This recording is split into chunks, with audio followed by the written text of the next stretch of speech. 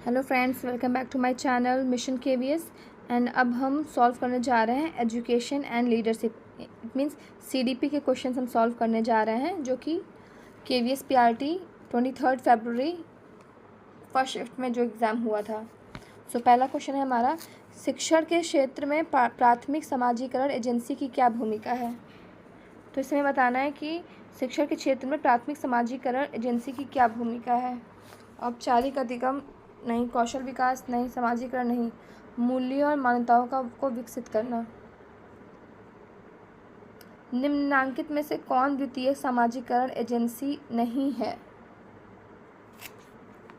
परिवार तो हमारा प्राथमिक समाजीकरण एजेंसी है, द्वितीयक समाजीकरण एजेंसी नहीं है, तो परिवार हो जाएगा हमारा। आप गृह और विद्यालय को किस प्रकार एक साथ लाएंगे। तो माता पिता से बार बार बैठ के बातें करेंगे आप, इससे दोनों एक साथ आ पाएंगे।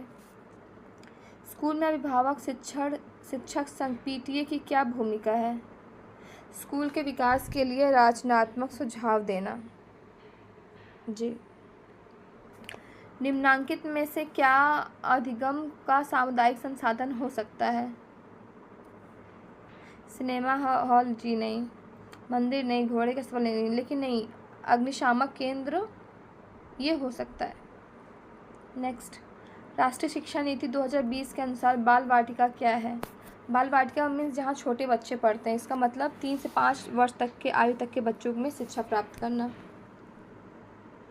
स्पेंसर के अनुसार शिक्षा का प्रयोजन क्या है। पूर्ण जीवन। स्पेंसर के अनुसार शिक्षा का प्रयोजन पूर्ण जीवन है। प्रच्छन्न पाठ्यचर्या क्या है। तो अनौपचारिक रूप से मूल्यों और मान्यताओं की प्राप्ति पर बल दिया जाना ही प्रच्छन्न पाठ्यचर्या है। हिडन करिकुलम, जी हाँ, ये it focus on the informal gaining of values and beliefs. Okay. The boys, बालक बालिकाएं किशोरावस्था में स्कूल से क्या अपेक्षा रखते हैं। वे अपेक्षा रखते हैं, संवेगात्मक सहयोग की अपेक्षा करते हैं कि उन्हें इमोशनली कोई सपोर्ट करे, उन्हें समझे। तो मैं हिंदी और इंग्लिश दोनों कर दे रही हूँ, जिससे कि आपको आसानी हो सके, क्योंकि मुझे भी कोई हिंदी के टर्म्स नहीं समझ में आते, कोई इंग्लिश के टर्म नहीं समझ में आते हैं। मोरल डोमेन कैटेगरी इज़, निम्नलिखित में से क्या नैतिक शिक्षा की श्रेणी में आता है। तो सही और गलत में विभेद करना। जी। निम्नलिखित में से क्या किशोरावस्था से व्यवहारात्मक अभिलक्षण है। स्ट्रगल विद देयर आइडेंटिटी, हाँ, ये अपने आइडेंटिटी के लिए बहुत स्ट्रगल कर रहे होते हैं एडोलसेंस की एज में। तो हाँ, इसका राइट आंसर 4 हो जाएगा। What is pedagogy. पेडागॉजी क्या है। तो it's a broad range of teaching methodology including assessment and instructions. Yes, thank you. Instructions in mother tongue at primary stage of education deals under which article of Constitution of India? Article 350A, इसका right answer हो जाएगा article 350A। प्राथमिक चरण की शिक्षा में मातृभाषा में शिक्षण का उल्लेख भारतीय संविधान के अनुच्छेद 350A में वर्णित है। स्कूल में अधिगम स्थान का अर्थ है भय रहित माहौल में सुव्यवस्थित कक्षा कक्ष। जी। बालक की वृद्धि में संदर्भ में परिपक्वता का तात्पर्य क्या है, किससे है। तो परिपक्वता का तात्पर्य बालक के विकास के क्रम में शारीरिक, मनोवैज्ञानिक और अनुकूलन संबंधी परिवर्तन, physical, psychological and adaptive changes in child's growth. Okay. Which type of relationship enhance learning among teachers and students. Cordial relationship,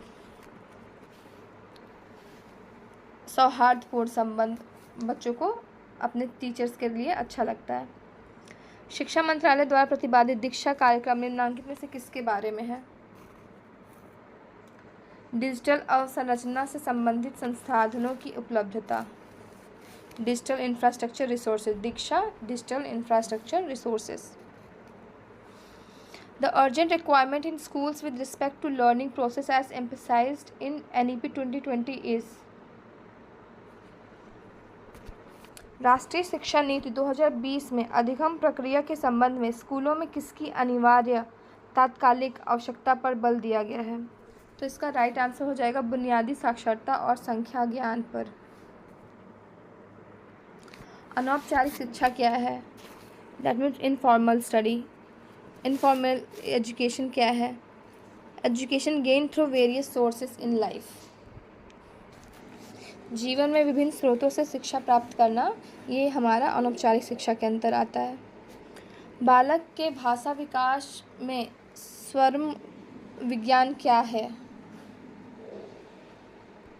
तो phonology in language development of a child, creating sound speech. Phone word जो है वो हमारा phoenix से related है, that means sound. सो इसका right answer हो जाएगा क्रिएटिंग साउंड स्पीच, लाइक ब क, you know. Okay, what is experiential learning? अनुभवात्मक अधिगम क्या है? जिसमें हम अपने हाथों से का यूज़ करें, दैट मीन्स हस्त गतिविधि। ओके, हस्त गतिविधि। नेक्स्ट है, निम्नांकित में से किससे कक्षा में अधिगम की अभिवृद्धि होती है? Dash enhances learning in classroom. Audio visual aids very interesting, this made classroom very interesting. Audio visual aids, very good. Okay, next question is environment is an element of. Environment किसका एलिमेंट है? Behaviourism, व्यवहारवाद का। स्कूलों में पाठचर्या का क्या प्रयोजन है? अनुदेशात्मक उद्देश्यों की प्राप्ति। Wait second. To achieve instructional objective. I hope कि आपको समझ में आ रहा है एंड मैं टाइम प्रॉपर दे पा रही हूँ आपको, जिससे कि आप भी क्वेश्चंस को कर सकें। The meaning of learning is gaining knowledge, ज्ञान प्राप्त करना। जब बालक को जीवन की स्थितियों से उद्भाषित किया जाता है तो यह अधिगम कहलाता है।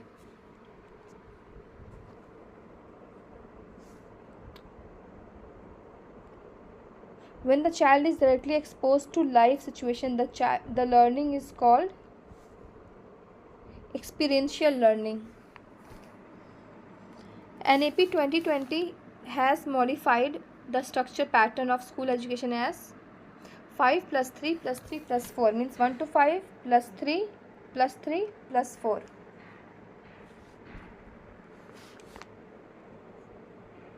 By visiting a forest, what the child will be able to develop? One का भ्रमण करने से बालक में क्या विकसित होगा? आत्म अन्वेषण क्षमता, तो बच्चों में सेल्फ एक्सप्लोर करने की क्षमता बढ़ेगी। The main profession responsibility of a headmaster apart from administration is। प्रशासन के अतिरिक्त प्रधानाध्यापक का मुख्य अध्यापनिक दायित्व क्या है? पर्यवेक्षण, that means supervision. What may not be function of education? Education का एक फंक्शन क्या नहीं हो सकता है? तो कट्टरपंथी और अंधविश्वास का प्रसार नहीं हो सकता। अधिगम निःशक्तता